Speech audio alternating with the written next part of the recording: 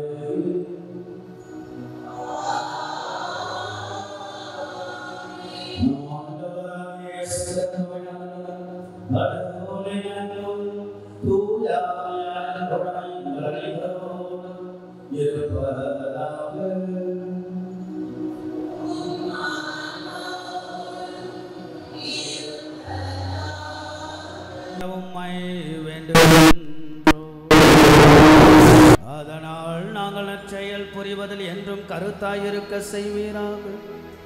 உமோடு தூய ஆவியாரின் ஒன்றிப்பு இறைவனாம் என்றென்றும் வாழ்ந்து ஆட்சி செய்கின்ற எங்கள் ஆண்டவரும் இயேசு கிறிஸ்துவாகிய உம்மை மன்றாடுகின்றோம்.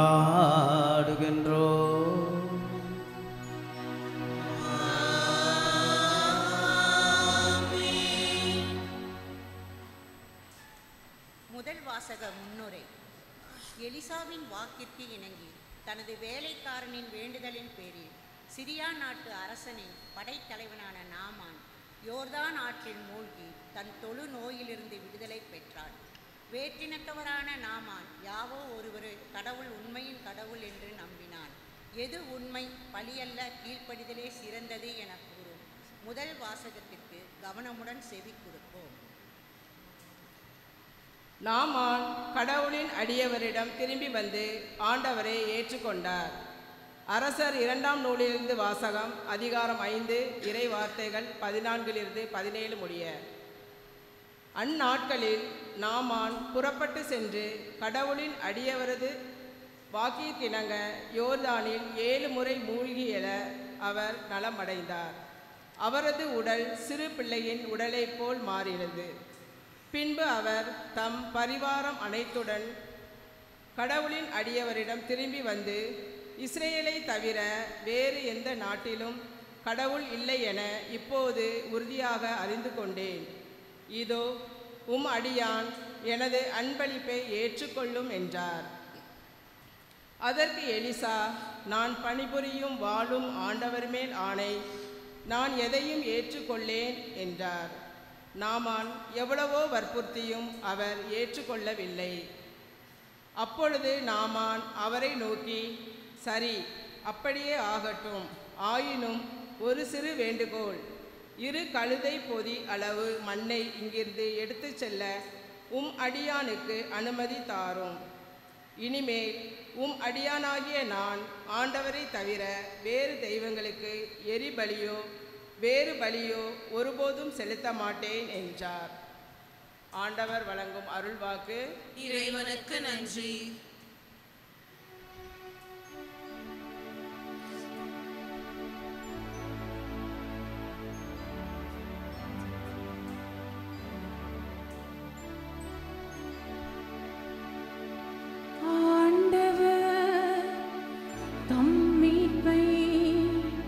மக்களினத்தார் காண வெளிப்படுத்தினார்.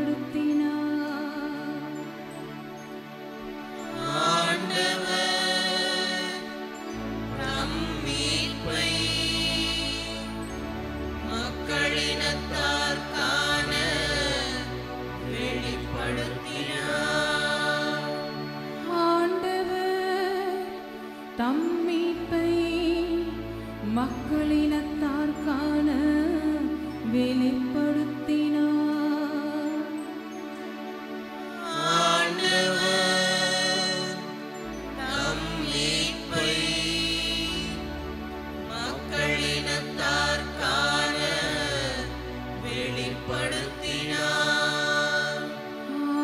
ஆண்டவருக்கு புதியதொரு பாடல் பாடுங்கள், ஏனெனில் அவர் வியத்தகு செயல்கள் புரிந்துள்ளார்.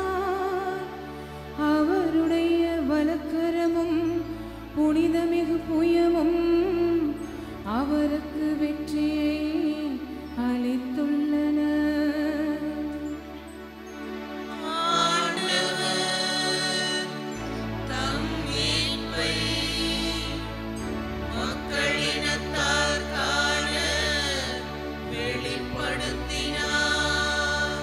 ஆண்டவர் தம் மீட்பை அறிவித்தார், பிற இனத்தார் கண் முன்னே தம் நீதியை வெளிப்படுத்தினார்.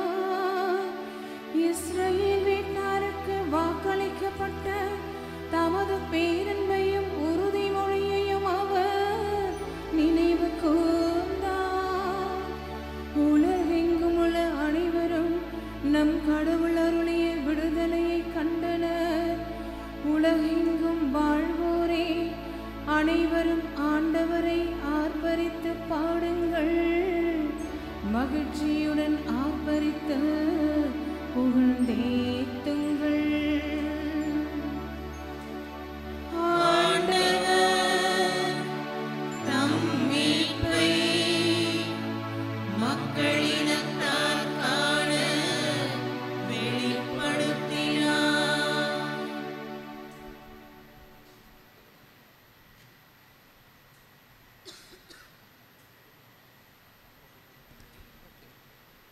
இரண்டாம் வாசக முன்னுரை.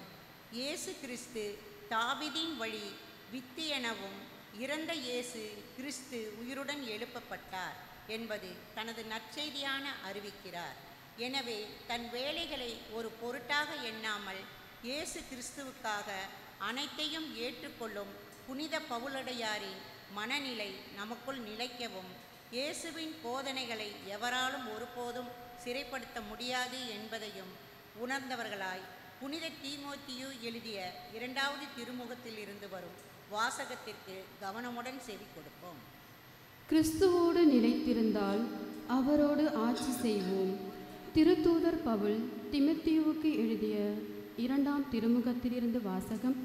அதிகாரம் 2, இறை வார்த்தைகள் 8 முதல் 13 முடிய. அன்பிற்குரியவரே, தாவீதின் மரபில் வந்த இயேசு கிறிஸ்து இறந்து உயிர் பெற்று எழுந்தார் என்பதே என் நற்செய்தி. இதனை நினைவில் கொள். இந்நற்செய்திக்காகவே நான் குற்றம் செய்தவனைப் போல சிறையிடப்பட்டு துன்புறுகிறேன். ஆனால் கடவுளின் வார்த்தையை சிறைப்படுத்த முடியாது. தேர்ந்து கொள்ளப்பட்டவர்கள் மீட்பையும் அதனோடு இணைந்த என்றுமுள்ள மாட்சியையும் கிறிஸ்து இயேசு வழியாக அடையுமாறு அனைத்தையும் பொறுத்து கொள்கிறேன். பின்வரும் கூற்று நம்பத்தகுந்தது. நாம் அவரோடு இறந்தால் அவரோடு வாழ்வோம், அவரோடு நிலைத்திருந்தால் அவரோடு ஆட்சி செய்வோம். நாம் அவரை மறுதலித்தால் அவர் நம்மை மறுதலிப்பார். நாம் நம்பத்தகாதவர் எனினும் அவர் நம்பத்தகுந்தவர், ஏனெனில் தம்மையே மறுதலிக்க அவரால் இயலாது. இவற்றை நீ அவர்களுக்கு நினைவுறுத்து. ஆண்டவர் வழங்கும் அருள்வாக்கு. இறைவனுக்கு நன்றி.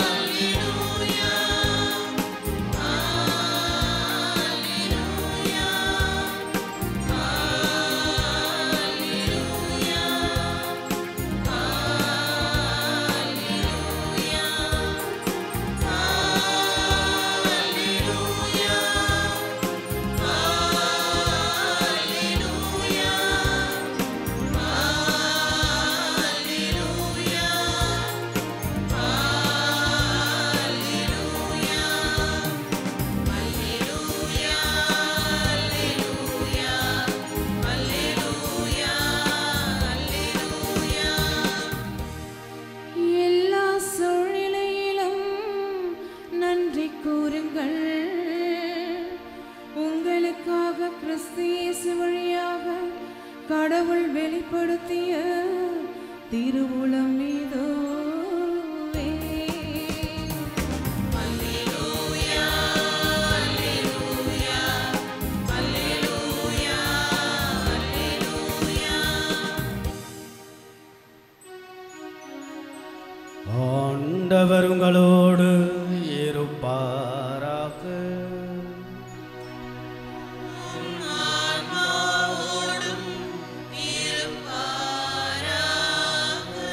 தூய லூக்காஸ் எழுதிய நற்செய்தியிலிருந்து வாசகம்.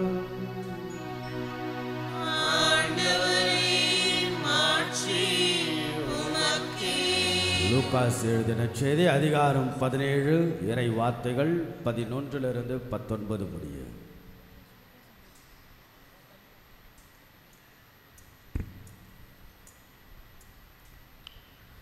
அக்காலத்தில் இயேசு எருசலேமுக்கு போய் கொண்டிருந்த பொழுது கலிலேயா சமாரிய பகுதிகள் வழியாக சென்றார். ஒரு ஊருக்குள் வந்த பொழுது 10 தொழுநோயாளர்கள் அவருக்கு எதிர்கொண்டு வந்து தூரத்தில் நின்று கொண்டே, ஐயா, இயேசுவை எங்களுக்கு இறங்கும் என்று உரக்க குரல் எழுப்பி வேண்டினார்கள். அவர் அவர்களை பார்த்து, நீங்கள் போய் உங்களை குருக்களிடம் காண்பியுங்கள் என்றார். அவ்வாறு அவர்கள் புறப்பட்டு போகும்போது அவர்கள் நோய் நீங்கிற்று. அவர்களில் ஒருவர் தம் பிணி தீர்ந்திருப்பதை கண்டு உரத்த குரலில் கடவுளை போற்றி புகழ்ந்து கொண்டே இயேசுவிடம் திரும்பி வந்தார். அவருடைய காலில் முகம் குப்புற விழுந்து அவருக்கு நன்றி செலுத்தினார். அவரோ ஒரு சமாரியர். இயேசு அவரை பார்த்து, 10 பேர்களின் நோயும் நீங்கவில்லையா? மற்ற 9 பேர் எங்கே? கடவுளை போற்றி புகழ் அந்நியராகிய உமை தவிர வேறு எவரும் திரும்பி வர காணோமே என்றார். பின்பு அவரிடம், எழுந்து செல்லும், உமது நம்பிக்கை உமக்கு நலமளித்தது என்றார். இது கிறிஸ்துவின் நற்செய்தி.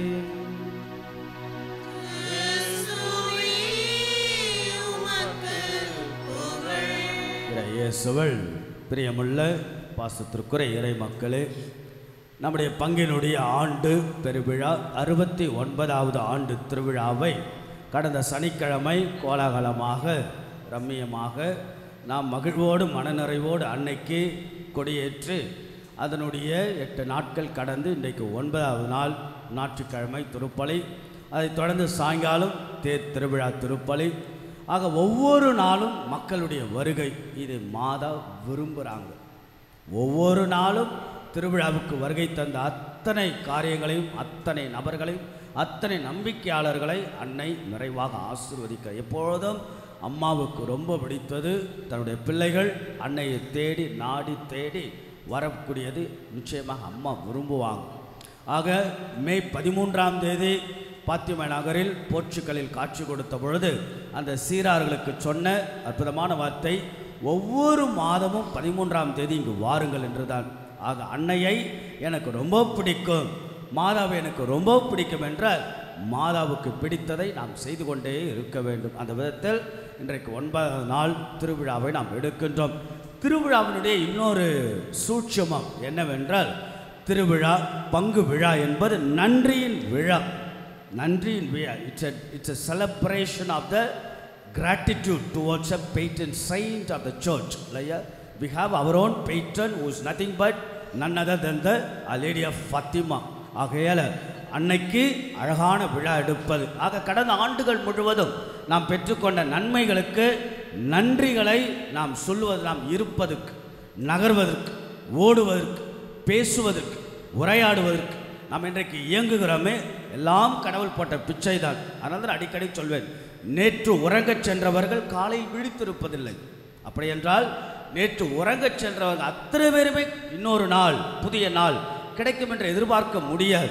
ஆனால் இன்றைக்கு மீண்டும் மீண்டும் மீண்டுமாக ஒரு புதிய நாளே ஒரு புதிய ஆசீர்வாதம். அப்படி என்கின்ற பொழுது ஒரு புதிய நாளோடு குடும்ப வாழ்வு நாம் நகர்வதற்கு, பேசுவதற்கு, ஓடுவதற்கு நாம் கடவுள் கொடுத்த அற்புதமான எல்லா வகையான நன்மைகளுக்கு நன்றி சொல்லக்கூடிய அற்புதமான விழாவாக தான் நம்முடைய பங்கினுடைய திருவிழா. இன்றைக்கு பாருங்கள், இன்றைக்கு நற்செய்தி இறைவார்த்தை நன்றியை பற்றி தான் பேசுகிறது. இன்றைக்கு அதை தான் இயேசு பாடமாக நமக்கு சொல்லுகிறார். அன்புக்குரியவர்களே, நன்மைகளுக்கு நன்றி கூறாதவன் இடி பிறவி, நன்மைகளுக்கு நன்றியை கூறுபவன் மனித பிறவி, அனைத்திற்கும் நன்றியை சொல்பவன் தெய்வ பிறவி என்று சொல்வார்கள். இறைவனுக்கு நன்றி சொல்ல மறப்பவர்கள் இறைவனை மட்டுமல்ல, நாம் மனித நிலையை மறப்பதற்கு சமம் என்று சான்றோர்கள் சொல்வார்கள். நல்ல இதயங்கள் இறைவனுக்கு நன்றி சொல்ல மறப்பதில்லை. புகழ்பெற்ற பேச்சாளர் சிசாரோ சொல்வார், இறைவனுக்கு 2 உறைவிடங்கள் இருக்கின்றன. ஒன்று நன்றி நிறைந்த இதயம், இன்னொன்று விண்ணகம் என்கிறார்.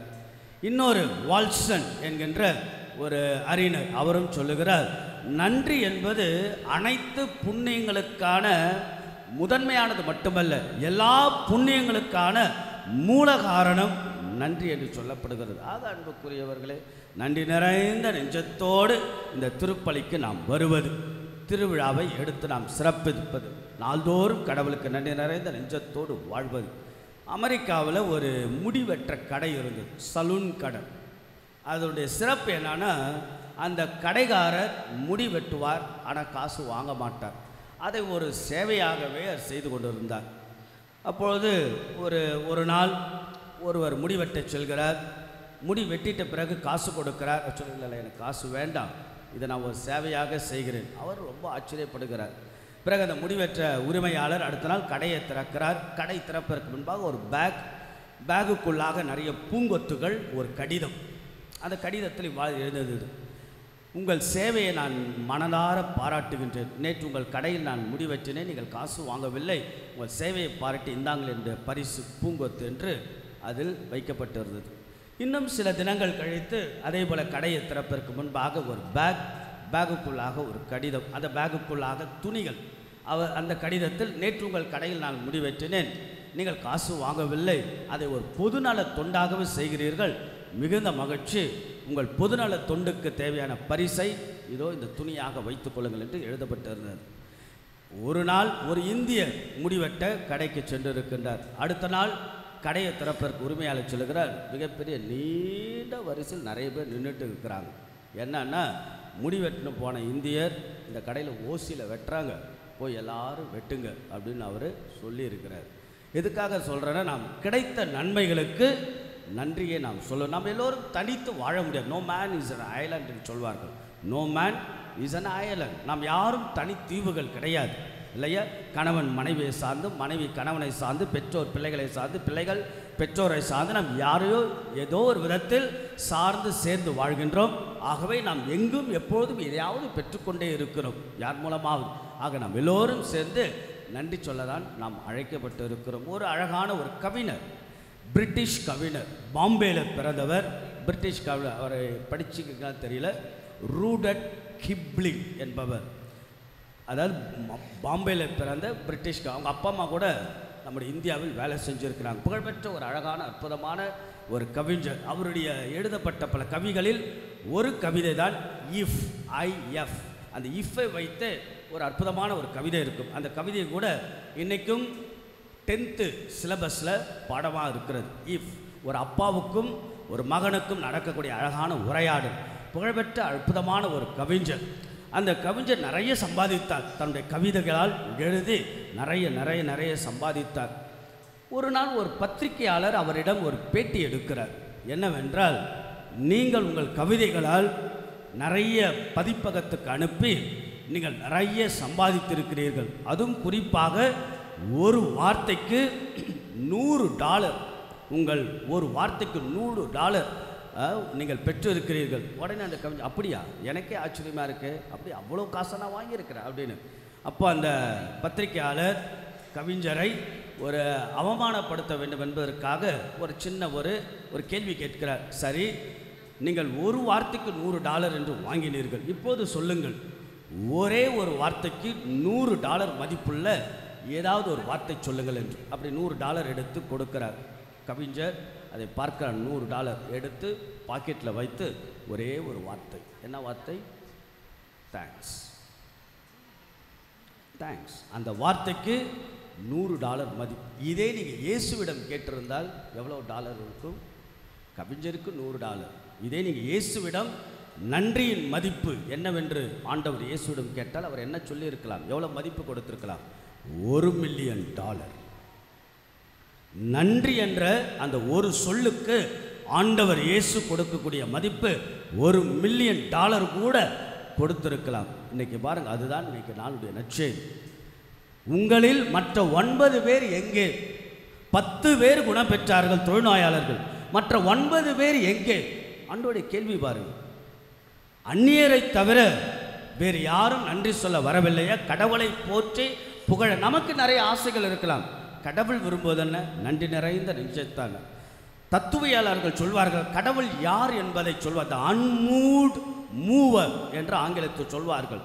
ஒரு அசைக்க முடியாத ஒரு அசைவு தான் கடவுள் என்றாலும் அந்த கடவுளுக்குள்ளாக ஒரு ஈர மனசு எப்போதும் இருந்து கொண்டே இருக்கிறது. ஆகையால ஆண்டவர் ஒரு மனசு, இலசான மனசு, லேசான மனசு, நிச்சயம் நம்மிடம் இருந்த நன்றிகளை எதிர்பார்த்து கொண்டே இருப்பார். நன்றி நிறைந்த நிச்சயத்தை. ஆக அன்புக்குரியவர்கள், இன்றைய நாளுடைய நற்செய்தி நீங்கள் கவனித்தீர்கள் என்றால், லூக்கா நற்செய்தி 17ஆம் அதிகாரம் 11-19. இயேசு ஆண்டவர் எருசலேமுக்கு செல்லும் வழியில் கலிலேயா சமாரியா பகுதிகளுக்கு செல்லுகிறார். 10 தொழுநோயாளர்கள் வருகிறார்கள். அதில் 10 தொழுநோயாளர்களும் குணம் பெறுறாங்க. ஆனால் நன்றி சொல்ல வந்தவன் ஒரே ஒருத்தன் தான், 9 பேர் வரலை. இது ஒரு அழகான ஒரு கேள்விக்குள்ளையாக ஒரு சிந்தனை. 9 பேர் எங்கே போனா? அந்த ஒரே ஒருத்தன் மட்டும் யார்? நீங்கள் ஒன்று நல்லா ஞாபகம் வச்சுக்கணும். இன்னைக்கு எழுதப்பட்ட இந்த நற்செய்தி, லூக்கா நற்செய்தி, அவருடைய எண்ணமும் நோக்கமும் 10 தொழிலாளர்கள் குணப்பற்றதை பற்றிய புதுமையை சொல்ல அவர் விரும்பவில்லை. ஆனால் புதுமைக்கு பின்பாக என்ன நடந்தது, எப்படிப்பட்ட ஒரு உரையாடல், எப்படிப்பட்ட நிகழ்வுகள், சம்பவம் நடந்தது, புதுமைக்கு பின் என்ன என்பதை தான் லூக்கா சொல்ல ரொம்ப ஆசைப்படுகிறார். அதை தான் ஆண்டவர் இயேசு சமாரியரை ஒரு அற்புதமான ஒரு ரோல் மாடலாக காண்பிக்கிறார். அப்படியே யார் இந்த சமாரியர்? 10 பேர் குணமாகறாங்க, 9 பேர் யூதர்கள். அந்த ஒருவர் சமாரியர் என்றால் யார் அந்த சமாரியர்? அது ஒரு கேள்வி இல்லையா? சமாரியனை பொறுத்த வரைக்கும் he was a twice outcast என்று சொல்வார்கள். he was a twice outcast. 2 முறை அவன் ஒதுக்கப்பட்டவனாக இருக்கிறான், புறம் தள்ளப்பட்டவன் சமாரியர். சமாரியர் யார் என்றால், கிபி 722ஆம் ஆண்டு அசிரிய மன்னன் படையெடுத்து யூதர்களை வெல்லுகின்ற பொழுது பிணை கைதிகளாக பல யூதர்களை தன்னுடைய அசிரிய நாட்டுக்கு எடுத்து செல்கின்றார். சில யூதர்கள் அங்கே விடப்படுகிறார்கள். விடப்பட்ட அந்த யூதர்கள் பல நாட்டை சார்ந்த மனிதரோடு பெண் கொடுத்து பெண் வாங்குகிறார்கள். கலப்பின மக்கள், அந்த மிக்ஸ்டு ரேஸாக மாறுபவர்கள். யூதர்களும் பிற இனத்தை சார்ந்தவர்களும் பெண் கொடுத்து பெண் வாங்குவதால் மிக்ஸ்டு கலப்பின மக்களாக உருவாகக்கூடிய ஒரு இனம்தான் சமாரியர். இந்த கலப்பினத்தை யூதர்கள் ஏற்றுக்கொள்வது கிடையாது. ஆக ஒதுக்கப்பட்ட சமூகமாக, ஓரங்கட்டப்பட்ட சமூகமாக இருந்துதான் சமாரியர். ஆக குணம் பெற்ற அந்த சமாரியன் ஒரு ஒதுக்கப்பட்ட, ஓரங்கட்டப்பட்ட, ஒரு தாழ்த்தப்பட்ட சமூகமாக, சமுதாயமாக, மனிதனாக தான் அவனை நினைத்தார்கள் யூதர்கள். இது ஒன்று. இரண்டாவது, அவனுக்குள்ளாக இருந்த பிரச்சனை தொழுநோய். அன்றைக்கெல்லாம் பயங்கர இயேசு வாழ்ந்த காலத்தில் மிகப்பெரிய தொழுநோய் என்றால் ஒரு நடை பிணத்திற்கு சமம். ஒரு பிணத்திற்கு சமம். 50 அடி தொலைவிலேயே தீட்டு தீட்டு தீட்டு என்று கத்திக்கொண்டு அந்த தொழுநோயாளர் ஓட வேண்டும். அவன் ஊருக்குள்ளாகவே இருக்க முடியாது. சமூகத்தை விட்டு ஊரை விட்டு வெளியே இருப்பான். அவ்வளவு ஒரு கொடுமையான தண்டனை உடையதான். கடவுளுடைய சாபம் தொழுநோய் என்றெல்லாம் நினைத்தது. பாருங்க, இந்த சமயத்தில் தான் ஆண்டவர் இயேசு 10 தொழுநோயாளர்களை அதில் 9 பேர் யூதர்கள், ஒருவர் சமாரியர். அப்பதான் ஆண்டவர் கேட்கிறார், 10 பேரும் நான் குணப்படுத்தினேன் இல்லையா, மற்ற 9 பேர் எங்கே? கடவுளை போற்றி புகழ அந்நியராக உமை தவிர வேறு எவரும் இல்லையே. அப்படி என்றால் அன்புக்குரியவர்களே, ஆண்டவர் விரும்புவது என்ன? நன்றி நிறைந்த நெஞ்சத்தை தான். ஞாயிற்றுக்கிழமை திருப்பலி அதுதான். இந்த திருப்பலி என்பதற்கான ஆங்கிலத்தில் வார்த்தை யூக்கரிஸ்ட் என்று சொல்லப்படுகிறது. ஆங்கிலத்தில் எளிமையான ஆங்கிலம் தேங்க்ஸ் கிவிங். அப்படியெல்லாம் நன்றி கூறுதல், நன்றி சொல்லதான். அன்புக்குள்ளே நன்றி சொல்பவர்களை ஒரு 3 வகையாக பிரிக்கலாம். இதில் நாம் எந்த வகையில் இருக்கிறோம் நீங்களே சிந்தித்துக் கொள்ளுங்கள். 3 வகையாக நன்றியின் மனப்பான்மை உடையவர்கள். 1, கிடைத்த நன்மை தனத்திற்கு நன்றியே சொல்லாதவங்க, அன்கிரேட்ஃபுல் பீப்புள். அப்படின்னா என்ன? நன்றி கட்ட மனிதர்கள். இப்போ பாருங்க, இந்த 9 பேர் ஏன் அவங்க நன்றி சொல்ல வரலை? என்னைக்காவது யோசித்தீங்களா? இந்த நிகழ்ச்சி நம்ம எத்தனை முறை படிச்சிருப்போம். 10 பேரும் நன்மை பெறுகிறார்கள், 10 பேரும் ஆசீர் பெறுகிறார்கள், 10 பேரும் அருள் பெறுகிறார்கள், உடல் சுகம் பெறுகிறார்கள். 9 பேர் வரலையே. ஏன்? எதற்காக? அந்த 9 பேரும் என்ன நினைத்திருக்கலாம் என்று விவிலிய அறிஞர்கள் சொல்கிறார்கள் என்றால், 9 பேர் யூதர்கள். இயேசு ஒரு யூதர் இன்னொரு யூதருக்கு செய்தது பெரிய விஷயமா அப்படின்னு அலட்சியமாக டேக் இட் ஃபார் கிராண்டடாக இருந்திருக்கலாம். ஆக இப்படிதான் பல பேர் கிடைத்த நன்மை தனத்திற்கு நன்றியே சொல்லாத நன்றி கட்ட மனிதர்கள் இல்லையா. ஒரு இயற்கையாகட்டும், நடக்கக்கூடிய வாழ்க்கையாகட்டும், சில பிள்ளைங்களாக இருப்பாங்க, பெற்றோர்களை நன்றியாக நினைக்கவே மாட்டாங்க. அவங்க என்ன பெருசாக கடமை தானே செஞ்சாங்க, பங்கு பாருன்னா அவர் வேலையை தானே செய்கிறாரு, நாம ஏன் நன்றி? இது போல் பல காரியங்கள் பல நிலைகளில் நாம் சிந்திப்பது உண்டு. ஆக பெற்றோர்கள் நாம ஏன் நன்றி, அவங்க வேலையை செஞ்சுட்டு போட்டோம், அதுக்கு ஏன் போய் நன்றி சொல்லிக்கிட்டு என்று நினைக்கக்கூடிய பிள்ளைகள் ஏறாம். ஆக அன்புக்குரியவர்களே, நன்றி கட்ட மனிதர்களாக நாம் இருக்கிறோமா? கிடைத்த நன்மை தனத்திற்கு நன்றியே சொல்லாத அந்த 9 பேரில் ஒருவராக நாம் இருக்கிறோமா? இது ஒரு சிந்தனை. இரண்டாவதாக, கிடைத்த நன்மை தனத்திற்கு நன்றியை சொல்பவர்கள். அந்த ஒருவர், அந்த சமாரியர் இல்லையா, தனக்கு கிடைத்த நன்மையை சொன்ன அற்புதமாக. இன்னைக்கு முதல் வாசகம் பாருங்க. நாமான் உடல் தொழுநோயால் அவன் குணம் பெறுகிறான். நன்றி சொல்ல அன்பளிப்போடு எலிசாவை பார்க்க வருகிறான். ஆக கிடைத்த நன்மை தனத்திற்கு நிறைய. ஞாயிற்றுக்கிழமை அதுதான். ஒரு வாரம் முழுவதும் நாம் உழைக்கிறோம், செல்லுகிறோம், வாழ்கிறோம், நகர்கிறோம், பேசுகிறோம், இயங்குகிறோம், உரையாடுகிறோம்.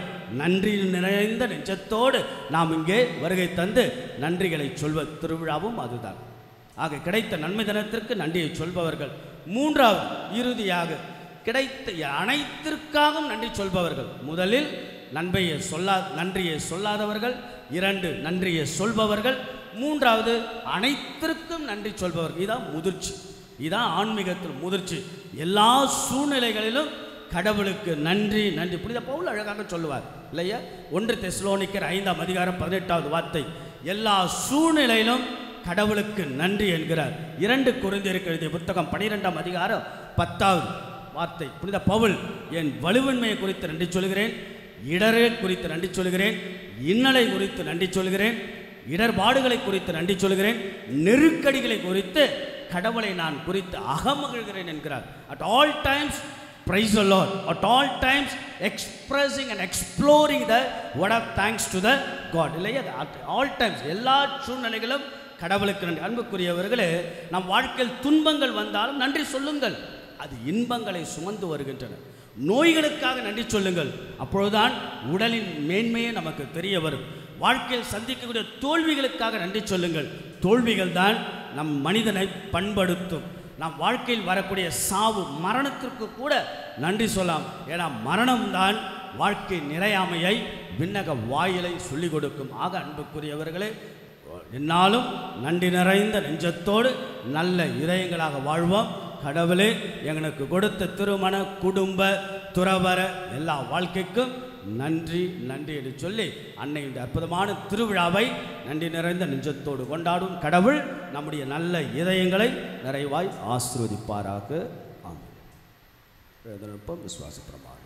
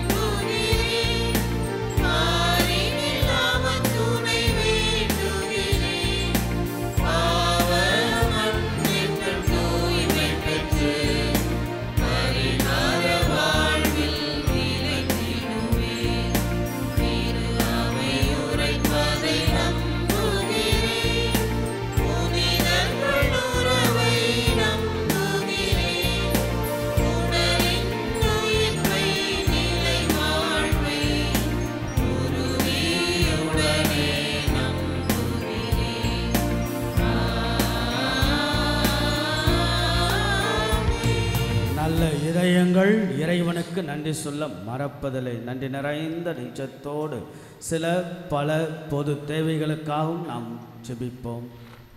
ஆண்டவரிடத்தில் நாம் வேண்டும் உங்கள் பதில். ஆண்டவரே எங்கள் மன்றாட்டை கேட்டருளும். ஆண்டவரே எங்கள் மன்றாட்டை கேட்டருளும். திரு அவையை வழிநடத்தும் திருத்தந்தை லியோ, ஆயர், குருக்கள் மற்றும் துறவரத்தார் அனைவரும் உமது மீட்பினை பறைசாற்ற உமது ஆவின் அருளை நிறைவாய் பொழிய வேண்டுமென்று இறைவா உம்மை மன்றாடுகிறோம்.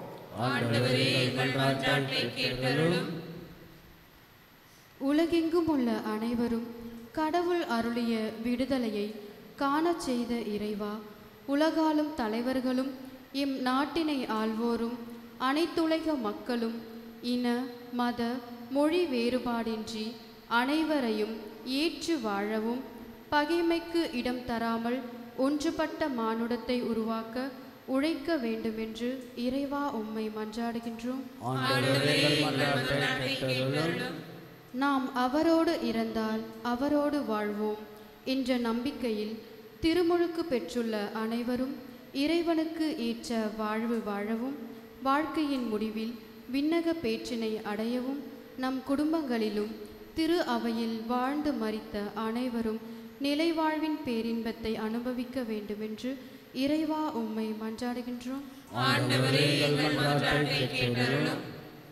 இங்கே கூடியுள்ள நாங்கள் அனைவரும் எல்லா சூழ்நிலையிலும் நன்றி கூறுங்கள் என்கின்ற பவுல் அடியாரின் அறிவுரைப்படி எல்லா காலத்திலும் உமக்கும் பிறருக்கும் நன்றி உள்ளவர்களாய் வாழவும், துன்பத்திலும் துயரத்திலும் மட்டுமே உம்மை நினைவு கூர்ந்து உம்மிடம் ஓடி வருபவர்களாய் இல்லாமல் எங்கள் மகிழ்ச்சியான தருணங்களிலும் நன்றியுடன் வாழ அருள் தர வேண்டுமென்று இறைவா உம்மை மன்றாடுகின்றோம்.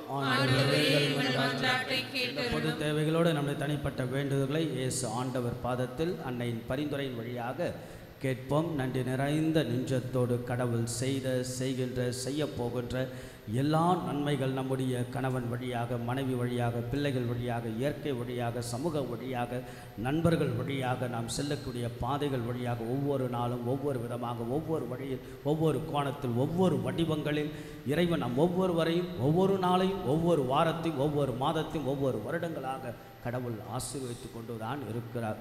ஆக தெரிந்தும் தெரியாமலும், உணர்ந்தும் உணராமலும், புரிந்தும் புரியாமலும் பல நேரங்களில் நம் வாழ்க்கை நகர்ந்து கொண்டே இருந்தாலும் மீண்டும் மீண்டும் மீண்டுமாக ஆண்டவன் தரக்கூடிய அருள் ஆசி. ஆகவே திருவிழா நன்றியின் ஆசீர்வாதத்தின் பெருவிழா. நன்றி நிறைந்த நெஞ்சத்தோடு கடவுளுக்கும் பிறருக்கு நாம் வாழ்ந்து அர்த்தமுள்ள வாழ்வாக, பயனுள்ள பலனுள்ள வாழ்வாக நம்முடைய துறவர குடும்ப திருமண வாழ்வு அமைய ஆண்டவர் நிறைவாய் அன்னையாம் தேவத்தாயின் வழியாக நம் ஒவ்வொருவரையும் நிறைவாய் ஆசீர்வதிப்பாராக.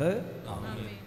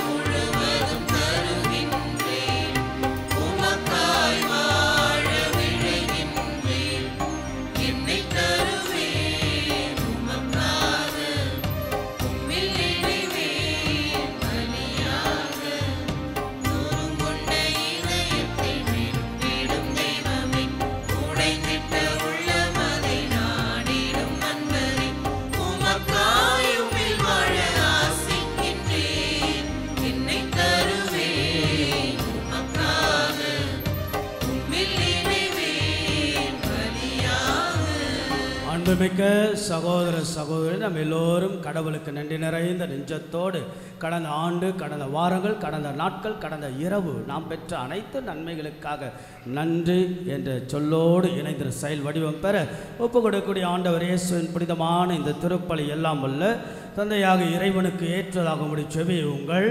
ஆண்டவர் தமது பெயரின் புகழ்ச்சிக்காகவும் ஆட்சிக்காகவும் நமது நன்மைக்காகவும் புனித திரு அவை அனைத்து நலனுக்காகவும் உமது கையிலிருந்து இப்பலியை ஏற்றுக்கொள்வாராக. எல்லாம் வல்ல இறைவா, நாங்கள் ஒப்பு கொடுக்கும் இந்த பலியின் காணிக்கைகளோடு நம்பிக்கையாளரின் வேண்டுதல்களையும் ஏற்றருளும். இவ்வாறு இறைப்பற்றோடு நாங்கள் ஆற்றமைந்தபடியினால் விண்ணகமாட்சிக்கு கடந்து செல்வோமாக. எங்கள் ஆண்டவராகிய இயேசு கிறிஸ்து வழியாக உம்மை மன்றாடுகின்றோம்.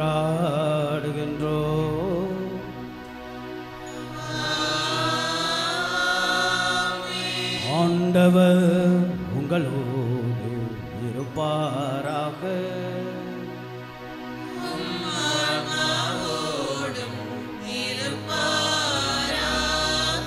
இதயங்களை மேலே எழுப்புங்கள்.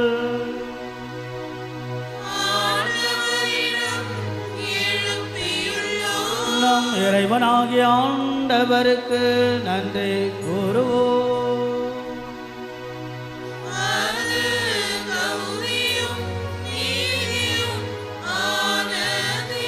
ஆண்டவரே, தூயவரான தந்தை என்றும் எல்லாம் அல்ல இறைவா, என்னாலும் எவ்விடத்திலும் நாங்கள் மக்கள் நன்றி செலுத்துவது மெய்யாகவே தகுதியும் நீதியும் ஆகும். எங்கள் கடமையும் மீட்புக்குரிய செயலுமாகும். ஏனெனில் நீர் உலக அனைத்தையும் படைத்தீர், காலங்களின் மாற்றங்கள் எல்லாம் முறைப்படுத்தினீர், உமது சாயலில் மனிதரை உருவாக்கினேன், இவ்வுலகின் வியத்தகு பொருட்கள் எல்லாவற்றையும் அவர்களுக்கு பணிய வைத்தேன். இவ்வாறு அவர்கள் உமது படைப்புகள் அனைத்தின் மீதும் அது பதிலாக ஆட்சி செலுத்தவும் உமது செயல்களின் மேன்மையை கண்டுமை இடையராது புகழ்ந்தேத்தவும் எங்கள் ஆண்டவராகிய கிறிஸ்து வழியாக செய்துள்ளனே. ஆகவே நாங்கள் வானக தூதர்கள் அனைவரோடும் சேர்ந்து நீர் எங்கள் வாழ்வில் செய்கின்ற செய்யப்போகின்ற எல்லா நன்மைகளுக்கும் நன்றியை செலுத்துமை புகழ்ந்தைத்து ஒரே குரலாய் பாடுவதாவது.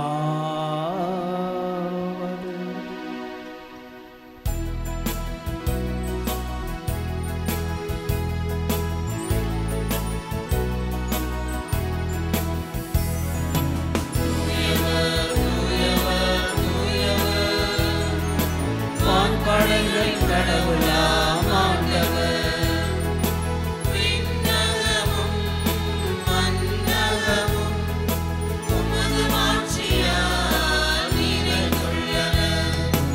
உன்னதங்களிலே ஓசன்னா, உன்னதங்களிலே ஓசன்னா.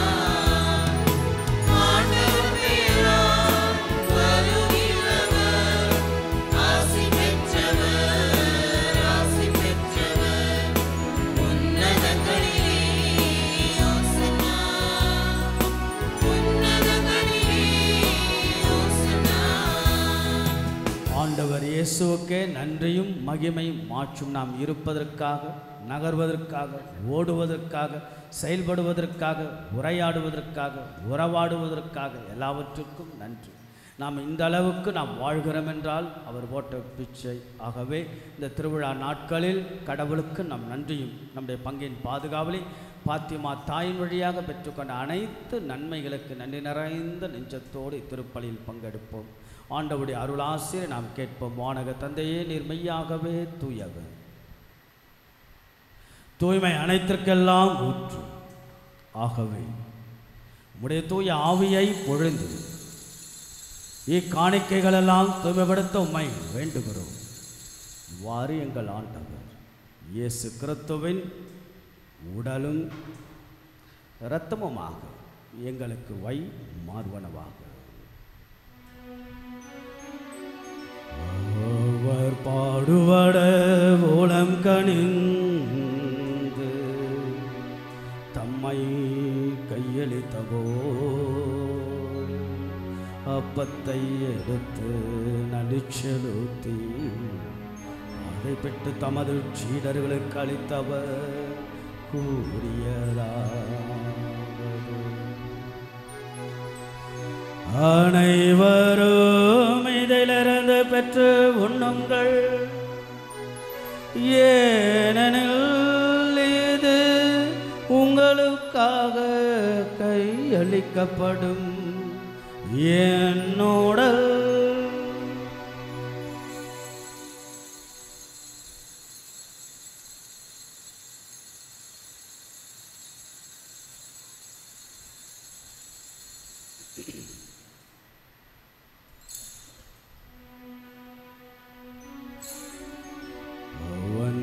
மனமே இரவு விருந்தை அருந்திய பின் கிண்ணத்தையும் எடுத்து மீண்டுமாக்க நன்றி கூறி தமது சீடர்களுக்கு அளித்தவர் கூறியதாவது: அனைவரும் இதிலிருந்து பெற்று பருகுங்கள், ஏனெனில் இது புதிய நிலையான உடன்படிக்கைக்குரிய என் இரத்தத்தின் கிண்ணம். இது பாவ மன்னிப்புக்கென்று உங்களுக்காகவும் பலருக்காகவும் சிந்தப்படும். இதை என் நினைவாக செய்யுங்கள்.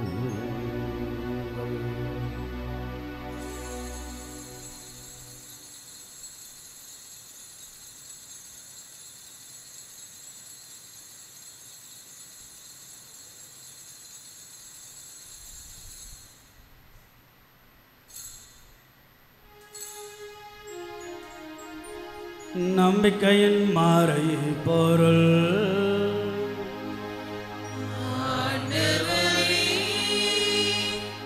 நீர் வருமளவும் உமது இறப்பினை அறிக்கையிடுகின்றோம். உமது உயிர்ப்பினையும் எடுத்துரைக்கின்றோம். ஆகவே ஆண்டவரை, நாங்கள் கிறிஸ்துவின் இறப்பினையும் உயிர்ப்பினையும் நினைவு கூர்ந்து வாழ்வு தரும் அப்பத்தை மீட்பளிக்கும் கிண்ணத்தை மக்கு ஒப்புக் கொடுக்கின்றோம். உம் திருமண் நின்று மக்க ஊழியம் புரிய தகுந்தவர்களை நீங்கள் ஏற்றுக்கொண்டீர். எனவே மக்கள் நன்றி செலுத்துகின்றோம். மேலும் கிறிஸ்துவின் உடலிலும் இரத்தத்திலும் பங்கு கொள்ளும் எங்களை தூய ஆவியானவரோடு சேர்க்க வேண்டுமெனமை தாழ்மையுடன் மன்றாடுகிறோம். ஆண்டவரை, உலகெங்கும் பரவிருக்கும் அத்திரு அவை நினைவு கூர்ந்தாலும் எங்கள் திருத்தந்தை லியோ, எங்கள் பேராயர் ஜார்ஜ், ஏனைய ஆயர்கள், திருப்பணியாளர்கள், துறவியர், பொது நிலையினர் ஆகிய அனைவரையும் அன்புடன் நினைவு கூர்ந்தாலும் சிறப்பாக இத்திருப்பலியை நடி திருப்பலியாக இந்த நாட்களில் ஒப்புக் கொடுக்கிற அனைத்து நபர்களெல்லாம் நம்பிக்கையாளர்கள் எல்லாம் நிறைவாக ஆசீர்வதிப்பீராக. மேலும் உயிர்த்தெழும் எதிர்நோக்குடன் தொழில் கொள்ளும் எங்கள் சகோதரர் சகோதரிகளும் இறந்தோர் அனைவரும் இரக்கத்துடன் நினைவு கொண்டு திருமக ஒளியினுள் ஏற்றலும் எங்கள் அனைவரும் மீதும் இரக்கமாயிரும். கடவுளின் கன்னி தாயான புனித மரியாள், அவருடைய கணவரான புனித சூசையப்பர், புனித திரு தூதர்கள், இவ்வுலகில் மக்குவந்தவராய் இருந்தோர் ஆகிய புனிதர் அனைவருடனும் நாங்கள் நிலைவாழ்வில் பங்கு கொள்ளும் தகுதியை பெற்றும் திருமகன் இயேசு கிறிஸ்து வழியாகவே புகழ்ந்தேத்தும் வரமருள உம்மை மன்றாடுகின்றோம். இவர் வழியாக இவரோடு இவர்கள் எல்லாம் வல்ல இறைவனாகிய தந்தையே, தூயாவியாரின் ஒன்றைப்பள் எல்லா புகழும் மாட்சியும் என்றென்றும் உமக்கு உரியதே.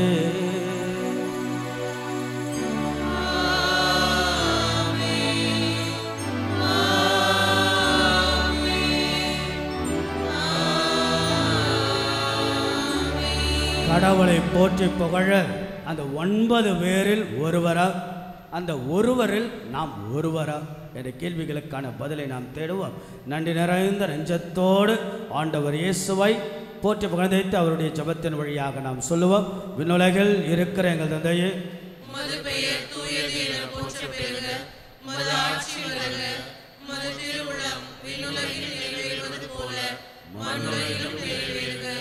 எங்கள் அன்றாட உணவை இன்று எங்களுக்கு தாரும்.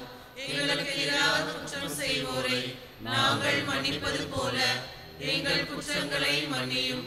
எங்களை சோதனைக்கு உட்படுத்தாதேயும், தீமையிலிருந்து எங்களை விடுவித்தருளும். ஆண்டவரை, தீமை அனைத்திலிருந்தும் எங்களை விடுவித்து எங்கள் வாழ்நாளில் அமைதியை கனிவுடன் அருளமை மன்றாடுகிறோம். உமது இரக்கத்தின் உதவியை நாங்கள் பாவத்திலிருந்து எப்பொழுதும் விடுதலை பெற்று யாதொரு கலக்கமின்றி நலமாய் இருப்போமாக. நாங்கள் எதிர்நோக்கி இருக்கும் பேரின்பத்திற்காகவும் எமிட்பராகிய இயேசு கிறிஸ்துவின் வருகைக்காகவும் காத்திருக்கின்றோம். ஏனெனில் ஆட்சியும் வல்லமையும் ஆட்சியும் என்றென்றும் உமதே. ஆண்டவராகிய இயேசு கிறிஸ்துவை அமைதி உங்களுக்கு விட்டுச் சொல்லேன், அமைதியை உங்களுக்கு அளிக்கின்றேன் என்று உடைய திரு தூதர்களுக்கெல்லாம் மொழிந்தீர். எங்களது குற்றங்கள், குறைகள், பாவங்கள், பலவீனங்கள், நம்பிக்கையின்மைகள், நன்றி இன்மைகள் இவையெல்லாம் ஆண்டவரை நீர் மன்னித்து உம்முடைய அருளால் ஆசிரால் நிரப்பியல திருவலம் கொள்வீராக. என்றென்றும் வாழ்ந்து ஆட்சி செய்கின்றவர் நீரே. ஆமென். ஆண்டவருடைய அமைதி என்னாலும் உங்கள் அனைவரோடும் இருப்பதாக. உம் ஆன்மாவோடும் இருப்பதாக. நம் ஆண்டவர் இயேசு வழங்கக்கூடிய அமைதியை ஒருவருக்கொருவர் பகிர்ந்து கொள்வோம். உலகின் பாவங்களை போக்கும் இறைவனின் செம்மறியே, எங்கள் மேல் இரக்கமாயிரும். உலகின் பாவங்களை போக்கும் இறைவனின் செம்மறியே, எங்கள் மேல் இரக்கமாயிரும். உலகின் பாவங்களை போக்கும் இறைவனின் செம்மறியே, எங்களுக்கு அமைதியை அளித்தருளும். இதோ நமது ஆண்டவராகிய இயேசு கிறிஸ்து எல்லாருக்கும் சுகமளிக்கின்ற ஆண்டவர், பராமரிக்கின்ற தெய்வம், பாதுகாத்து வழிநடத்து படியளக்கின்ற சன்மானத்தை வழங்கக்கூடிய அற்புதமான ஆண்டவர் இவரே. நம்ம எல்லாரையும் பார்த்து கேட்கிறார், கடவுளை போற்று புகழ அந்நியராகிய உம்மை தவிர வேறு எங்கே என்கிறார். அந்த 9 பேரில் ஒருவரா, அந்த ஒருவரில் நாம் ஒருவரா நன்றி நிறைந்த நெஞ்சத்தோடு நாம் வாழ்ந்திட நன்றி நிறைந்த ஆண்டவர் நம்மை தேடி வரக்கூடிய தெய்வத்தின் திரு விருந்திற்கு அழைக்கப்பெற்ற நாம் ஒவ்வொருவரும் பேறு பெற்றோர். ஆண்டவரே, நீர் என் நிலத்தில் எழுந்தருள நான் தகுதியற்றவள். ஆனால் ஒரு வார்த்தை மட்டும் சொல்லியருளும், எனது ஆன்மா நலமடையும். கிறிஸ்துவின் திருவுடல் திரு ரத்தம் நம்மை காத்து முடிவில்லா வாழ்வளிப்பதாக. ஆமென்.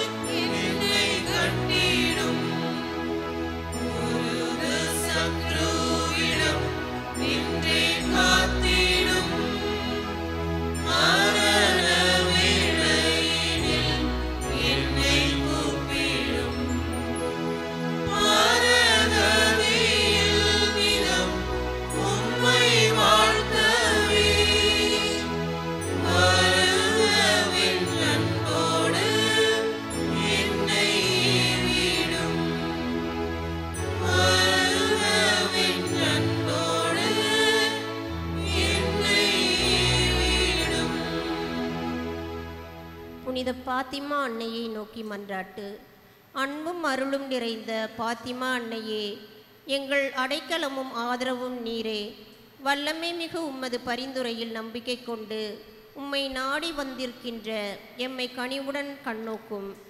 ஜெபமாலையில் பொதிந்துள்ள அருள் வளங்களை வெளிப்படுத்த பாத்திமா என்னும் சிற்றூரில் 3 குழந்தைகளுக்கு காட்சி தர திருவுளம் கொண்டீரே.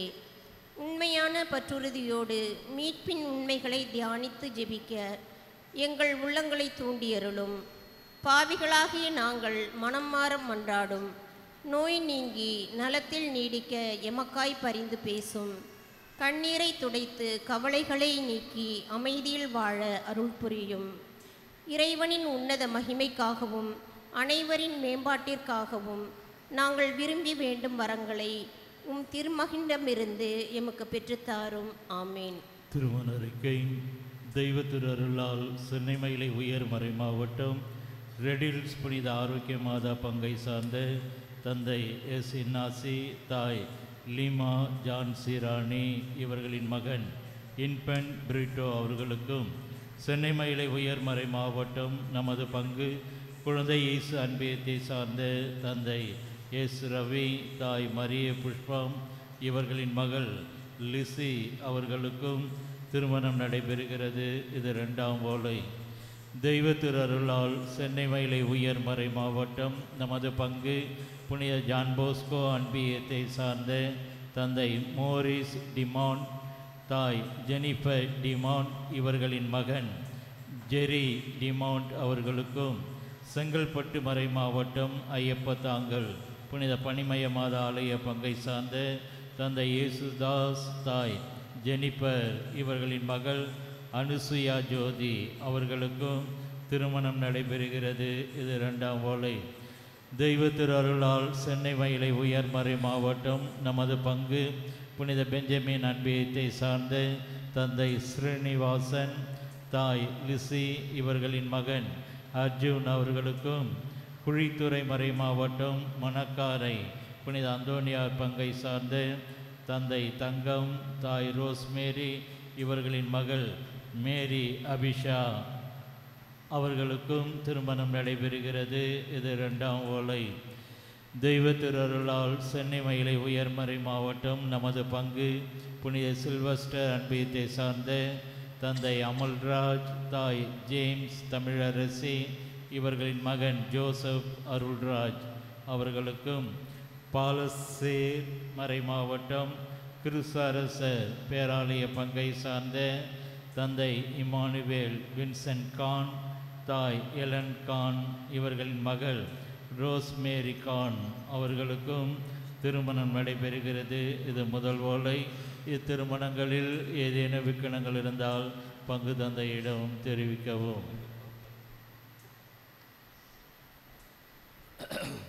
இயேசுவில் பிரியமானவர்களை, மீண்டும் ஒரு முறை உங்களை எல்லாம் இந்த ஞாயிற்றுக்கிழமை பார்ப்பது மிகுந்த மகிழ்ச்சி. நம்முடைய பங்கினுடைய திருவிழா 69வது ஆண்டு விழாவுடைய த கிளைமேக்ஸ் உச்சத்தை இன்றைய நாள், நாளைய நாள், நேற்று நற்கருணை விழா. நிறைய மக்கள், நாள்தோறும் மக்களுடைய எண்ணிக்கை, நான் திருப்பலியின் மறைவுரையில் சொன்னது போல் மாறாத விரும்புகிறாங்க. மக்கள் வருவதை, மக்கள் கூடுவதை, மக்கள் ஜெபிப்பதை, மக்கள் கவலையோடும் கண்ணீரோடு இருந்தாலும் அதை அருளாசிராக மாற்றக்கூடிய அற்புதமான வலிமையும் வல்லமையும் பரிந்துரையாளராக அன்னை தேவத்தாய் நமக்காக இருக்கிற. ஆகவே இந்த நாட்களில் தேடி வந்த அத்தனை பேரும் அன்னை நிறைவாக உங்களையும் அன்போடு ஆசீர்வதிக்க வாழ்த்துகின்றேன். குறிப்பாக சாயங்காலம் எல்லோரும் மீண்டுமாக திருவிழாவுக்கு வருகை தர அன்போடு கேட்டுக்கொள்ள இந்த நாட்களுக்காக திருவிழாவினுடைய சிறப்பான ஆசீரும் வாழ்த்துக்களும் கடவுள் கொடுத்த அற்புதமான திருவிழாவுக்காக நன்றி செலுத்தி கடவுளை எழுப்பி நம்முடைய நன்றிகளை அன்னையின் பாதத்தில் வைப்போம்.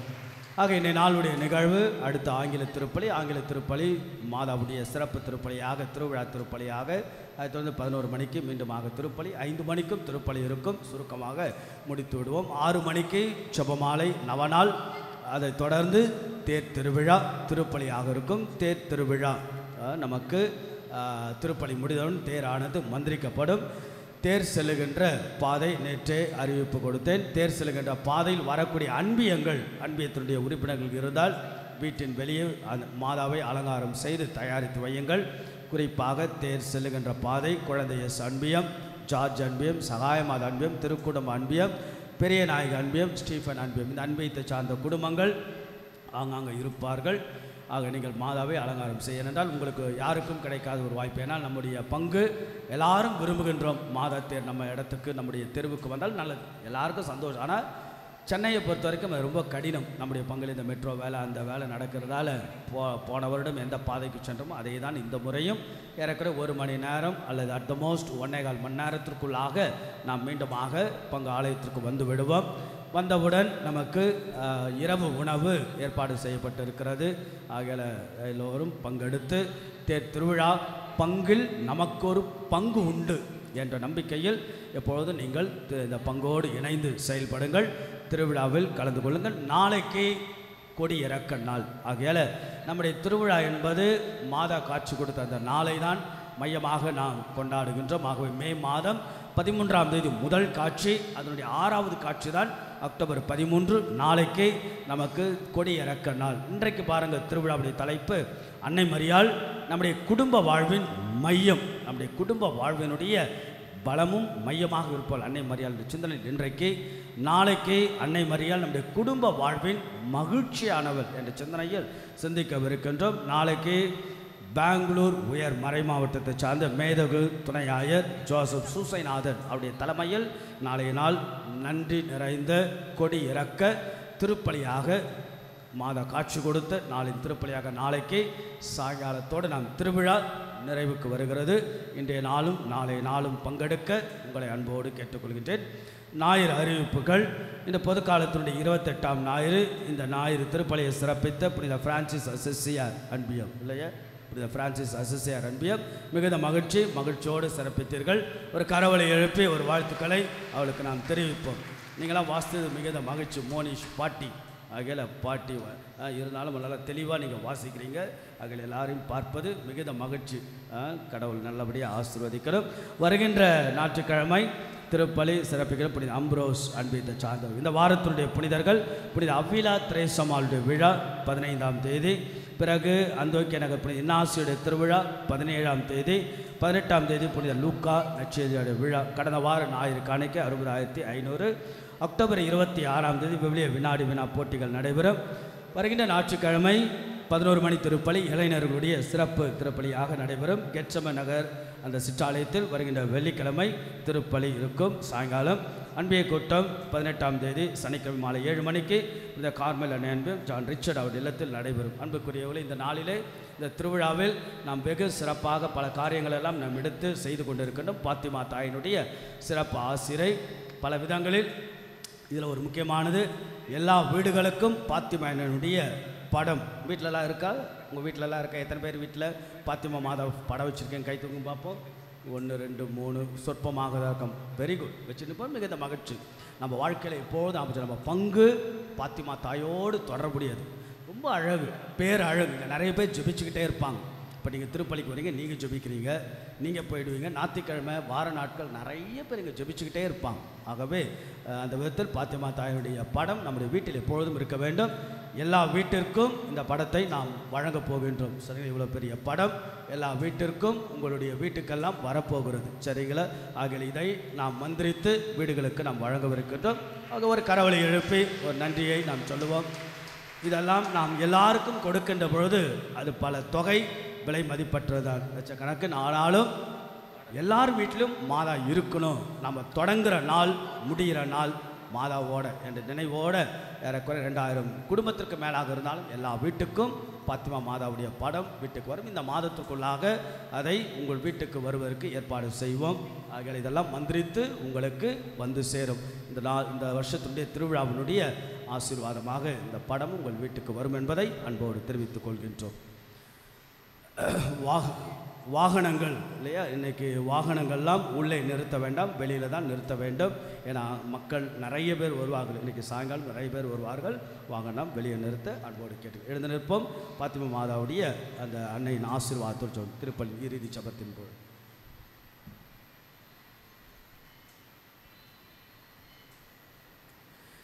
செபிப்போமாக. ஆண்டவரே, மாண்புக்குரிய உம்மை பணிவுடன் வேண்டுகின்றோம். அதனால் புனிதமிக்க உடலாலும் இரத்தத்தினாலும் எங்களுக்கு உணவளிப்பது போல எங்களை அவரது இறையல்பிலும் பங்கு பெற செய்வீராக. எங்கள் ஆண்டவராகிய இயேசு கிறிஸ்து வழியாக உம்மை மன்றாடுகின்றோம்.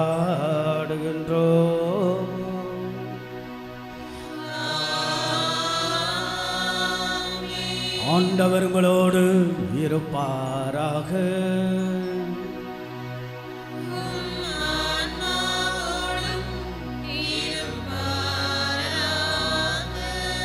உயர்த்துவோம்.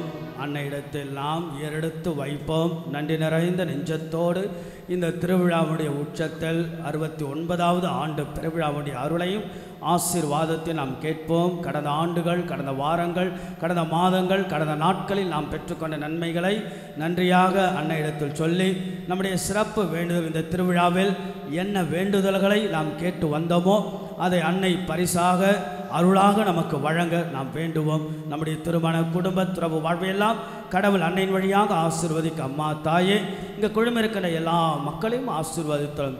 திருவிழா இந்த நாளில் எல்லோரும் கலந்து கொண்டு உம்முடைய இறை அருளை கொடியிறக்கத்தின் வழியாகவும் பெற்று தங்களுடைய குடும்ப வாழ்வை மகிழ்வோடு மனநிறைவோடு உம்மை மையப்படுத்திய மகிழ்ச்சி நிறைந்த வாழ்வாக அமையட்டும். இங்கே குழுமிருக்கிற அத்தனை பேரையும் உம்முடைய திருவிழாவினுடைய அருளாலும் ஆசீர்வாதத்தாலும் நிரப்பி மக்களுடைய அற்புதமான வேண்டுதல்களுக்கெல்லாம் செவிசாய்த்து மக்கள் மகிழ்வோடு மன நிறைவோடு இருப்பதில் நிறைவு கண்டு வாழக்கூடிய மனநிலையில் உயர வளர நகர உம்முடைய திருவிழாவுடைய அருள் ஆசீர்வாத் இங்கு குழுமிருக்கிற அத்தனை பேரையும் நிறைவாய் நீர் ஆசீர்வதிப்பீராக. ஆமென். கரங்களை உயர்த்தி சொல்லுவோம். மரியே வாழ்க, மரியே வாழ்க, மரியே வாழ்க. எல்லாம் வல்ல இறைவன் தந்தை மகன் தூயாவி உங்களை ஆசீர்வதிப்பாராக.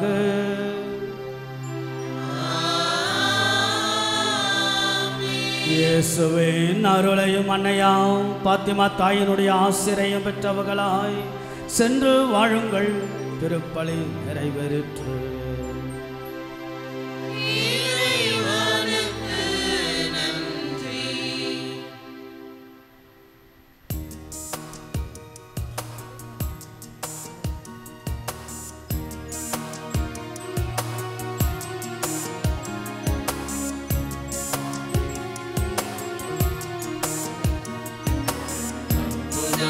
செய்திடும் பாத்திமா தாயே, உன்னடக்கலம்